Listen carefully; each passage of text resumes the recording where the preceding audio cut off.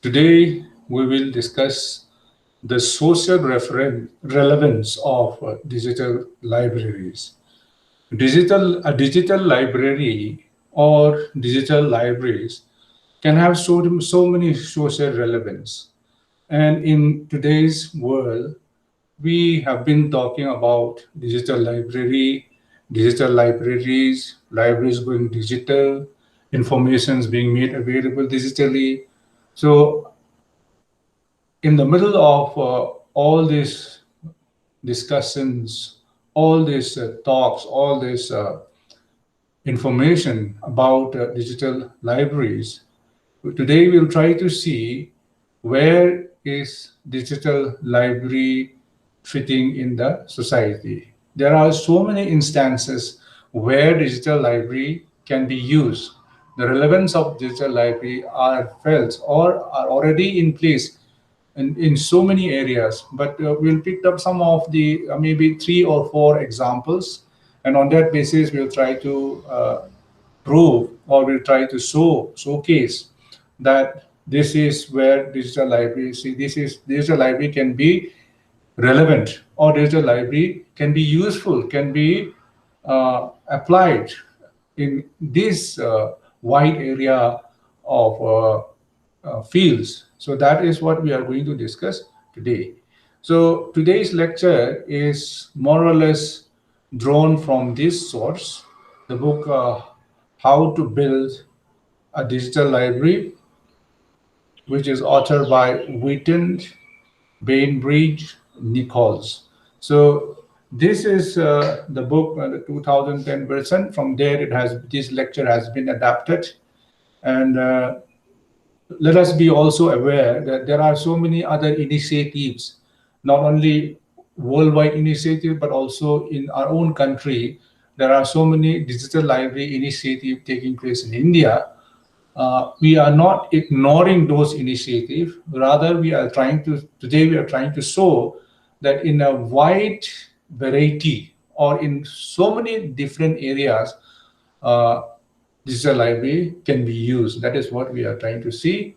So we'll be, as I said, we'll be picking up a few examples, maybe three or four instances where digital library has been used, which will give us a fair idea of how important or how relevant is digital libraries in today's society. So one of the first relevance of a digital library is in human development. Okay, so here digital library can be used in underdeveloped societies or can be used to bring about changes, development in a society. Okay, so there is one example which is uh, quite interesting example is there is a grassroots uh, cooperative organization which is called Katai, okay, grassroots organization of the Katai, based in the village called Kakunyu. I'm not good at pronouncing these African names. And this village is located in Uganda. They're also in the rural areas of Uganda. So what happened is that these members of this enterprising society, they build a rainwater catchment tank for themselves, utilize renewable energy, then they establish a local industry making clay routing tiles, among many other projects. So they're quite industrious, but in such, though they are so resourceful or being so industrious, they face a major problem of information resources. Okay, I mean the motivation, the energy, and the commitment is there, but they face a crunch of, I mean, shortage of information resources, relevant information resources. Why this happen is because their nearest public phone library, newspaper, and journals are found in the district town. In Indian relevance would have been in the headquarter of the district, which is about 20 kilometers from where they are located. And these 20 kilometers is not even a paved road or a blacktop road. It is over a rough road. So this uh, even the district headquarters, which is located 20 kilometers away, do not have email or internet access. So the difficulty of getting there effectively discourage the local inhabitants from taking advantage of the information communication which is otherwise available easily. So this community believes that their information, the information communication center will contribute to major development, okay, to improve their, the society itself. They believe proper information and communication would be the uh, ideal, would be the means for developing themselves further. So they started off with, acquiring a computer and a solar power generation equipment to run the computer. So then they established an email connection through a cell phone, and then they set up an internet training program, and they construct a building, which we can see here in this picture, uh, a building which can house and gather several books. And then they need more resources. Okay, they are looking for books which in the topics such as technology. That means practical technology which can be used immediately, which can be relevant to them. And then marketing, fair trade marketing, and then agriculture, environment issues, spirituality, and social justice issues. So these are some of the main things that they would like to have, they would like to store in their information and communication center. Then they realize that, this is not so easy to collect such a vast, amount of information is not easy for them. So then they discover digital libraries. Okay, in the search for this kind of information, they come to the concept of digital libraries. There is a library called the Human Development Library. Okay, Human Development Library. In this, now they have made it to ERIC 2.0. So this is a compendium of authoritative, some thousand authoritative books and periodicals on topics, on such topics, produced by many organizations, including United Nations agencies and other international organizations. So all of the books which is found in this, which is covered in this Human Development Library, would have been around 340 kilograms, costing around 20,000 US dollar, and occupying a small library book stack. But instead, they found that these so many publication reports, magazine, various areas of human development, agriculture practice. Okay, this is the one that you see, the screenshot you see in your screen is a snapshot of the website. Okay, and then the URL of this human development library is also separately given here. So you can always go and access this and see what is available there. Now, what happened is that they realize that, in developing countries, for developing countries, this library compendium of information is available on a CD-ROM, which costs only about uh, $2 US dollar for for distribution in the developing countries. So the objective of this humanity project, libraries project, is to provide all involved in development, well-being, basic needs with access to a complete library and around 3,000 multidisciplinary books containing practical know-how and ideas. So what happened? This is what they have been looking. Now, so this digital library has a collection uh, I mean, covering topics such as disaster relief, agriculture, environment, medicine and health, food and nutrition. And as time goes on, they have been adding to it.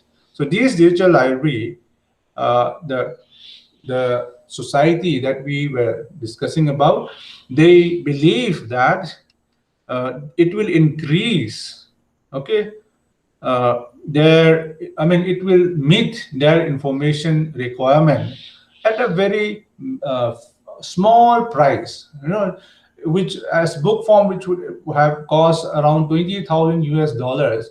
Now they can buy a CD-ROM since they don't have internet connection.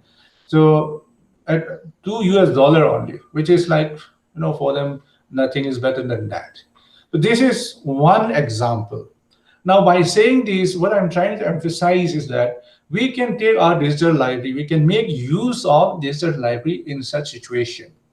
In a country like us, okay, in a developing country like us, there are so many such, communities, there are so many such places, okay, rural areas, who can benefit by having this kind of information. So this kind of information which can help them to develop themselves. This is one aspect where digital library comes into play. Now, as you can see from the example, from the story that we are talking about, even though they don't have internet connection, they somehow manage with solar energy, okay, somehow manage to put a computer and a building, they construct a building. And then, with that, what happened is, they got the library in CD-ROM, and then that CD-ROM can be run in that computer, and people can come and access the information.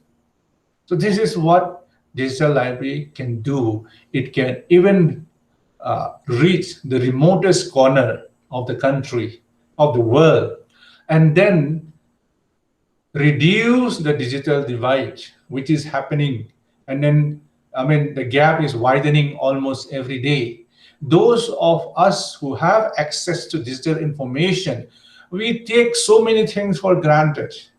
You only have to open your smartphone, and then in your smartphone, you have so much of information.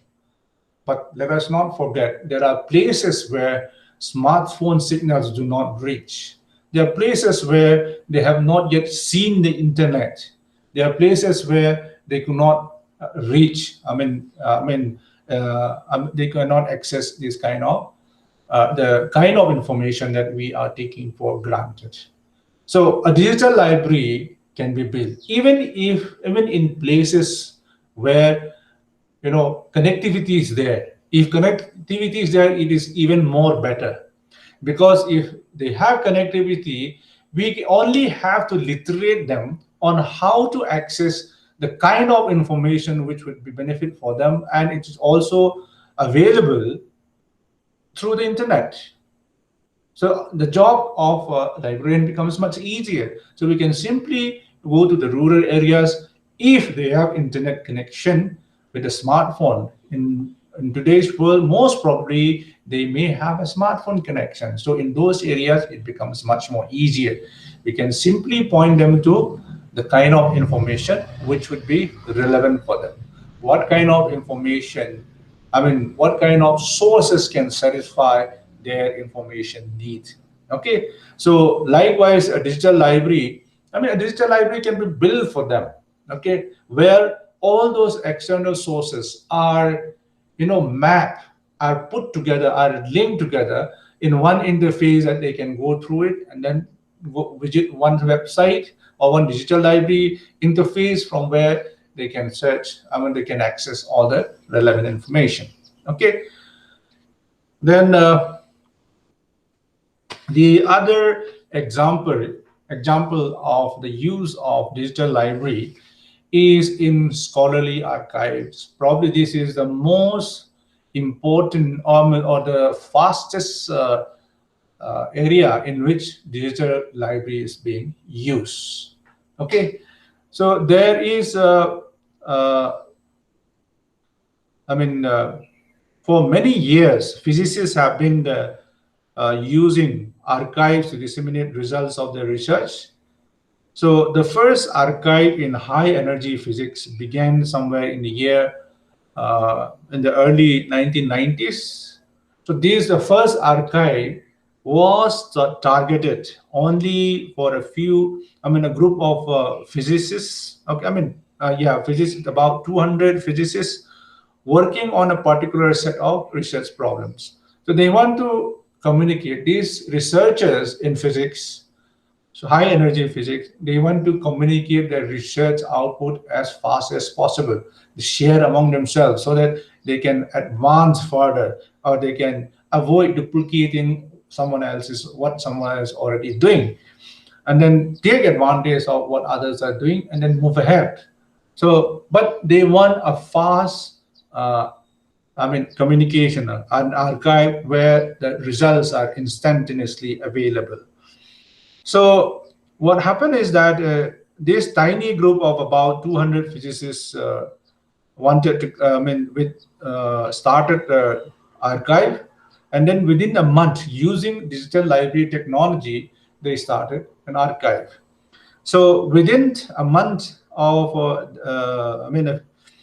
this starting of the archive, they increase in leaps and bounds. The number of participants, members who participate, who contribute to this archive grows in no time. So many other physics database came into existence after this. Now, within a few years, these archives served tens of thousands of researchers. So by the year 2000, around 150,000 papers had grown to 150,000 papers and processed around 150,000 requests to access the archive per day. Okay, so that is in 2000. Now it must have been much more. Okay, I'm sorry I don't have the data, but imagine that something that started in the early 90s, by 2000 they got 150,000 requests per day to access the archive. So that is something very important. Okay, so these physics archival digital libraries are entirely automated. It's just like our institutional repository, where to submit a paper, the the contributors have to fill out a form giving the basic metadata information like title of the paper, author, abstract in electronic form, okay, not in printed form. And then with that, they can upload the full paper. So once this full paper, which is uploaded by the contributor is received by the archive, the paper is immediately and almost automatically become a part of the archive. So it's like an instantaneous, uploading. The moment they fill up basic metadata with the full text, then it almost instantaneously become part of the archive, which is immediately accessed by, searchable and accessed by other members. So there is no review like any commercial, scholarly peer review journals. There is no review or there is no moderation, except the archive, people who work in the archive, they give a quick scan at what is being uploaded just to see whether that this is not a junk. This is something which is relevant to the subject. Okay, the high energy physics. If it is about high energy physics, they just let it be there. So a casual scan to see that relevance of the paper is there or not. That is all they do. Okay, so some imperfection will be there in this type of fast uploading, which is basically metadata and all are being done by the contributors themselves. There will be some problems here and there, some information's missing or some quality compromise and all is there, but they ignore all of those things. So what happened is that they can increase the speed at which they communicate. Okay, they can accelerate the speed at which they communicate their research output without the expense and waste of hard copy distribution. Okay, all the expenses involved in printing out and then all of those things and making a hard copy and the time, all of those things can be avoided. So for some areas of physics archive have already become dominant means of communication in research progress. So this is what it is today. As we have said that this archive was started in Los Alamos National Laboratory, which on the screen you can see the picture. So this is Los Alamos National Laboratory in Los Alamos, New Mexico. So this is probably the archive is housed somewhere when it started. But later on, as of now, in the previous class also we mentioned about this ARXIV. I have found out that these should be pronounced as archive. Okay, because this X is taken from I think from the Greek word key, so it should be pronounced as archive. So this is no longer located in Los Alamos National Laboratory where it is started. Now it is hosted in the server of Cornell University. Okay, it's now hosted in Cornell University. You can find in the website of Cornell University, and this is what it looks like. So here it is written, physics since 1996. This is what they say for a specific paper. Enter the identifier into the top right side search box. Okay, and then they have different categories of physics. Okay, applied physics, atmospheric and oceanic physics, atomic and molecular cluster, biological physics, chemical physics. This is some of the things. It is not only in physics, but there are other archive which is for other discipline as well. And we also have this archives where multidisciplinary content is being accepted or is being hosted. Now today, this archive that was started so many years ago have not only physics, it has also mathematics, computer science, quantitative biology, quantitative finance, statistics, electrical engineering and system science, and they even have economics as well. Now, what happened is that the people started asking, it is important that researchers should communicate their research output to their peer, to other community, to people, they should share their research output. It is important, right?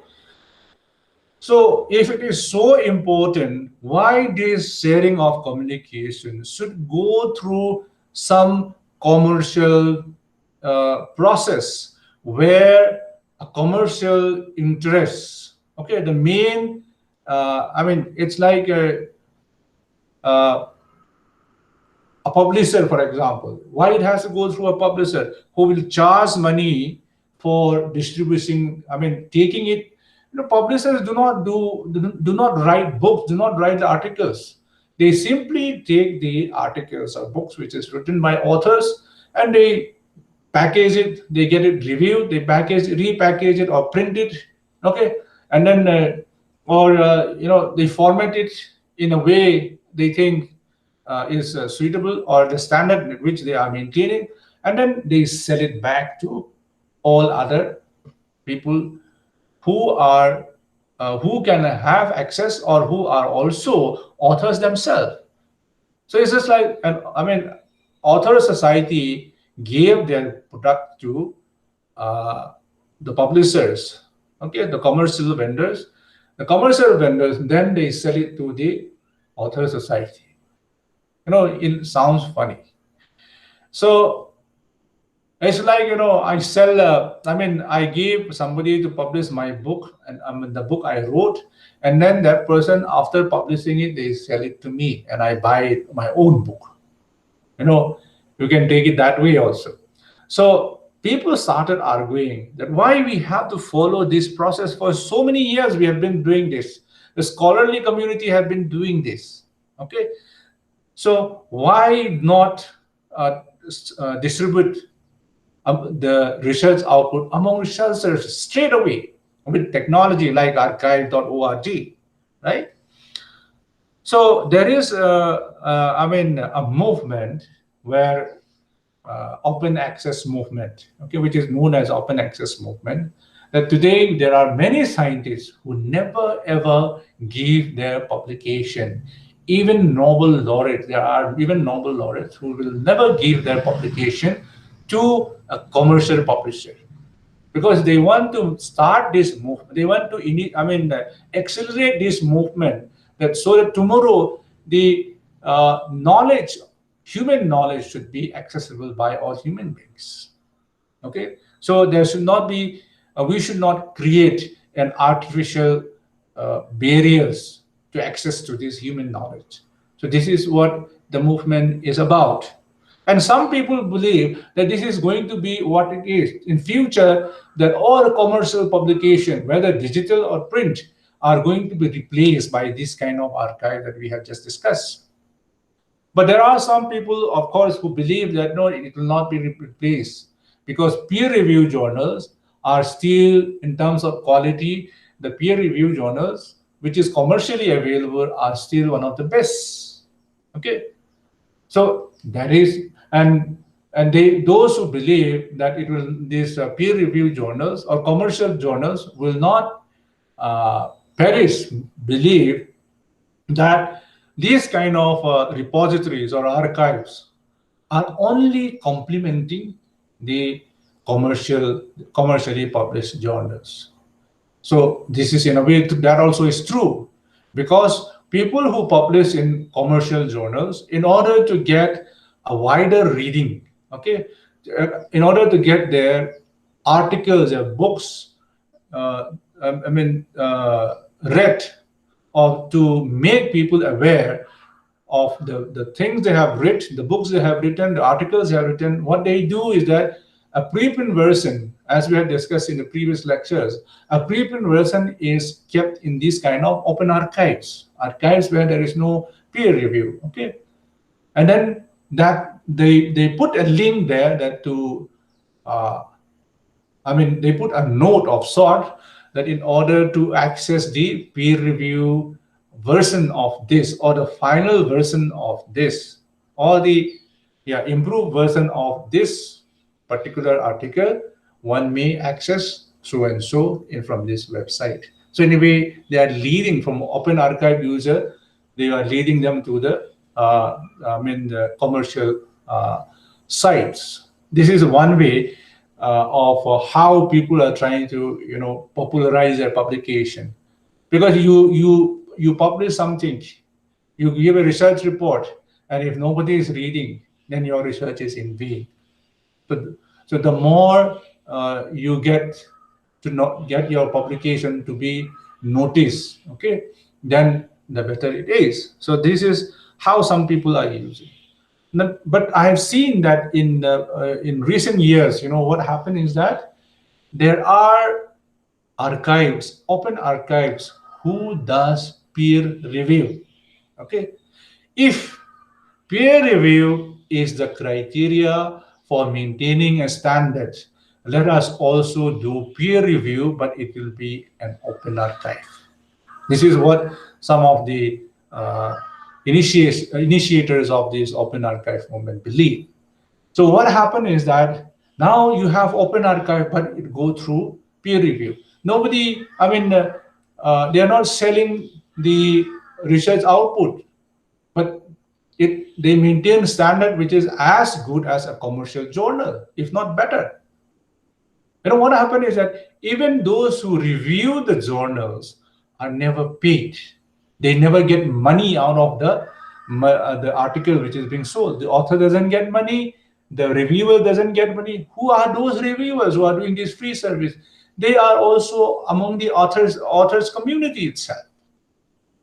So they are also doing the review. They are also doing the writing. And who is getting the money? The publisher is getting the money. So that is why I said this is funny. Okay, this is very silly.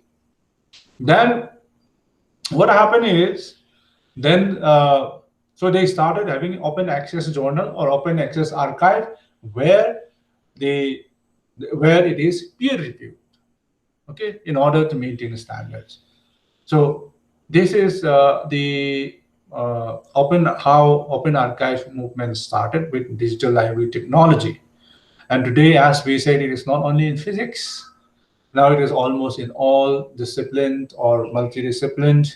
Okay.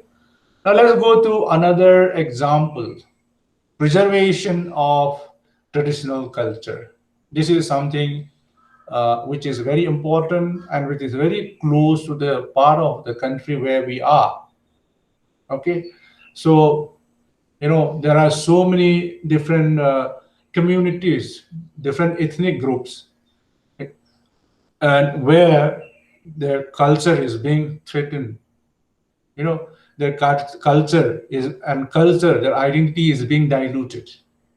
Okay, so this there is one example where the physics archive started is in Los Alamos National Laboratory in New Mexico, only 36 miles away. Okay, that is something, in Los Alamos, something art moving, which is universally relevant, something that changed the whole landscape of publication was started. But only 36 miles away, there is a community which is light years, hundreds of years away, behind, backward to what is being done in New Mexico. So there is a community called Gia Pueblo, where this home of Native American tribes. This is also in New Mexico, okay, but it is about 36 miles from Los Alamos. Okay, so in the year 1900, this Native American tribe, the population of this Native American tribe has come down to about 100 peoples only. Okay. So a thriving Native American tribe is reduced to about 100 people only. And the tribe was expected to die out. The whole year Pueblo community is expected to die out. There will be no more of that tribe in the 20th century. Okay, in the 20th century, they will be history only. There will be nobody who belongs to that particular tribe. But with the return of some land, medicine, education provided by the United States government, they have improved. The people have now reached more than 600 persons. Okay, from 100 now they have gone back. The population has gone back to about 600. But the major problem which is faced by this minority tribe, who are at the threshold, who are at the verge of being extinct, the problem they are facing is that the loss of the language, the loss of their traditional culture. Okay, number of person have increased, but their identity is still dying because the language are dying out, the traditional cultures are dying out. Why? Because young people of this community have stopped learning their tradition, or their language. They have stopped speaking in their language. They have stopped, preserving their culture. So this is, a common complaint in traditional societies, which is exposed to the popular commercial culture blaring everywhere, from television, radio, internet, billboards. All of these things are influencing this small community who are at the threshold. You know, in India, we have around, so many languages. India is a diverse country. So we have so many languages. It is believed that in the last 50 years, around 220 Indian languages have died. Only in the last 50 years. Okay. Now, UNESCO has listed 197 languages as endangered. Okay, 197 Indian languages as endangered language. Just imagine, probably your language itself could have been among the list of those endangered language. Out of these 197 endangered language, only Boro and Meitei are officially recognized by the government. Okay, that officially recognized. I mean, the rest of the 109, out of the 197 and 195 languages are not even recognized by the government. Okay, so the language is spoken, but the government doesn't recognize. Okay, we don't know whether this is an Indian language. What are these people speaking? This is not Indian language. That is one way of saying, when you don't recognize a language, there is one way of saying that no, this is not the language of this country. Okay. So this is what happened. Now, why these languages are endangered? I'll give you a simple example. Think of yourself, when you are speaking your mother tongue, you want to say something in your mother tongue. While you are speaking, how many times you use English words? Okay, how many times you use English word in one sentence? Probably you'll be using English at least once. I'm talking about when you're speaking in your mother tongue. Now, what happens is that if you keep replacing those words in your mother tongue in English, eventually, generation after generation, those words in your language will be forgotten. Okay, then word by word, the word used in your language become less and less because it is forgotten slowly, and eventually, like this, the Jia Public community, your language will probably be not spoken anymore. Because if you keep replacing your own mother tongue with some other language, okay, in most cases in English, that is in this part of the country, eventually there will be no language left, right? And if what happens is that in the future generation, they will find that speaking in the mother tongue is very difficult because the number of words is too less, it's not sufficient. Okay, because the vocabulary has been decreasing in our memory. There is no recorded, especially the language with no recorded literature. What will happen is that it is not recorded in our memory, so we stop using it. Right? So this is what is the reality that we are facing. But here also, digital library can come in. Let us look at what this GEA community did. To preserve the language and tradition, they started a digital library. Okay, they proposed a digital library, which will include their oral history compilation. Imagine that most ethnic groups, most minority ethnic groups have their history orally. Okay, it may be accurate or not so accurate, but whatever history they have is in verbal form. So this community, the GIA community, decided to propose a library where which will include oral history compilation, interviews of tribal elders, conducted in their own native language.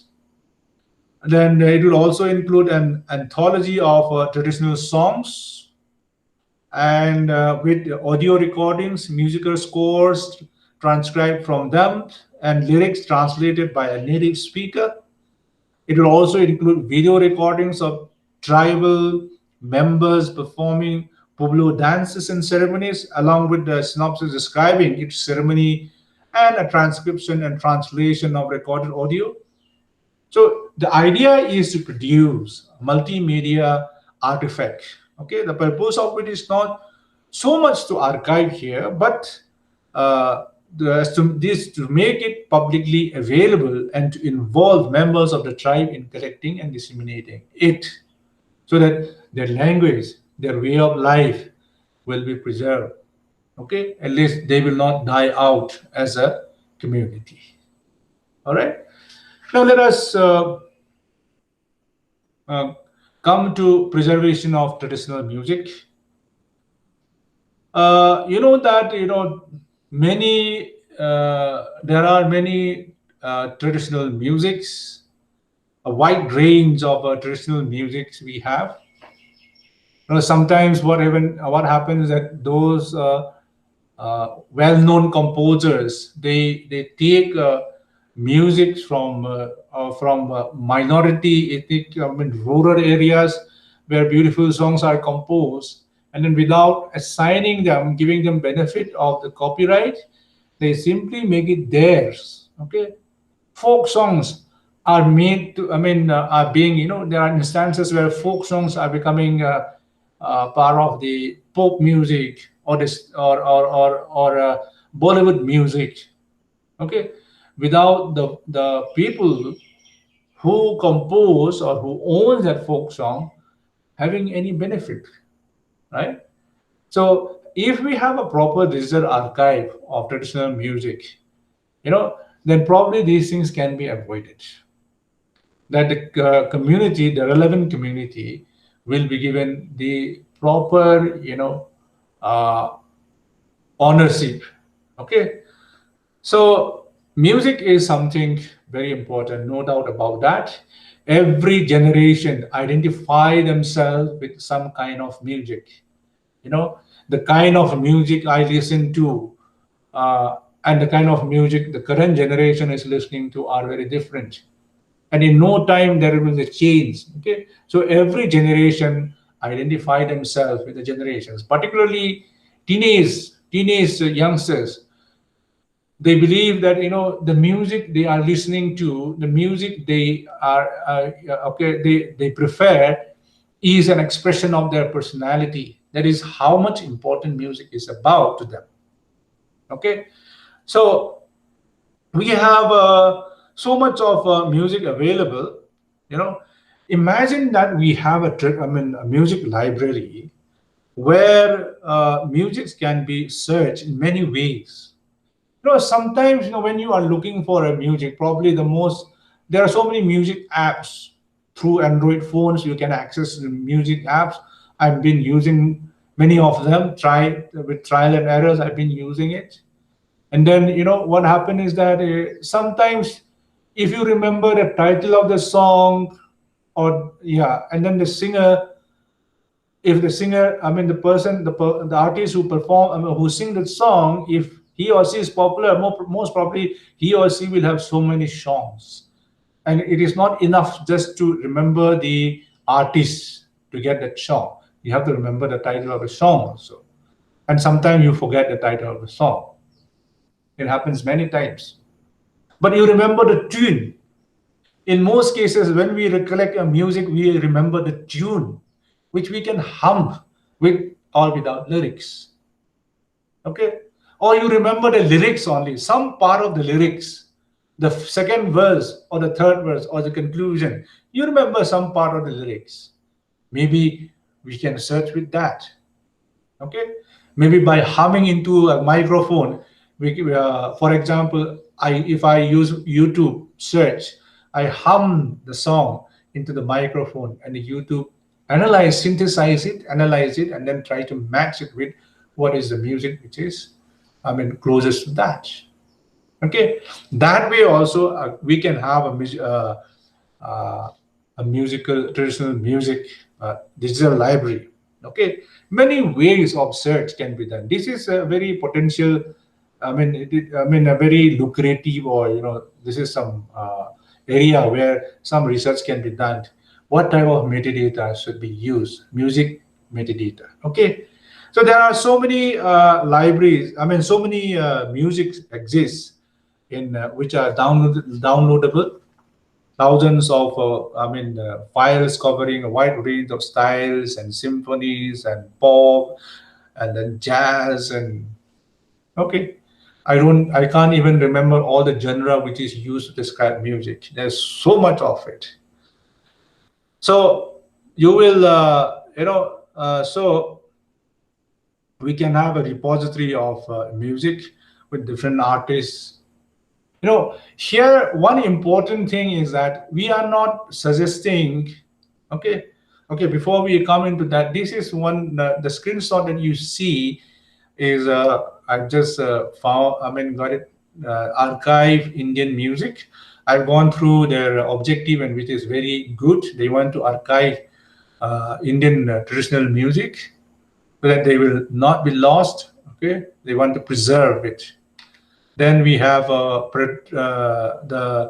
IGNCA Center for Arts. They also have some tribal musics. Tribal culture, tribal musics. Not much on musics, but they also do have some tribal folk songs and all. Now, what happened is that there are so many music. Suppose we started a digital library. What the point I am trying to make here in traditional music is that suppose we have started a digital library music or digital library traditional music on traditional music. We don't have to host all the music. We don't have to own all the music. We don't need the copyright of all the music, which is very expensive in case of music. We don't even have to download in our server. Okay, we only have to catalog and make it searchable in our digital library. And then with the search result, we can provide a link where that music is actually stored in the server, maybe somewhere else, anywhere in the world. We only put in our digital library with the proper metadata, we catalog them, and that catalog is searchable. Once people found that catalog, they can click the link and go to the site where the music is originally hosted. By doing that, we are not buying any copyright, we are not violating any copyright, but we are providing a platform from which people can search those musics. Okay, those music may be in a in a YouTube. Okay, a huge collection of. I've seen that most ethnic groups in the northeast India, they have their music, their uh, yeah, the music of their ethnic groups. A lot of them are in YouTube. It can be a unique. A digital library, uh, have, which is cataloging. Okay, which is making it searchable through metadata all those YouTube musics. Okay, for that we have to develop a metadata, which the users are likely to use. What is the point? Are they going to search through the artist who sing it, or the composer, the lyricist, or the musician, or by simply humming the tune? Okay, or through the lyrics, parts of the lyrics. Once we have all those things, we can have a digital library which simply catalogs and give link to the original location. This would have been a very successful music library which can serve, which can make searching for traditional library much more easier. So those are the few examples that I would like to discuss when it comes to digital relevance of digital library in the society. As I have said in the beginning, there are so many other relevance as well. But these are some of the examples. We can think of anything where digital library can be a part of it. With that, we have come to the end of today's class. Thank you very much.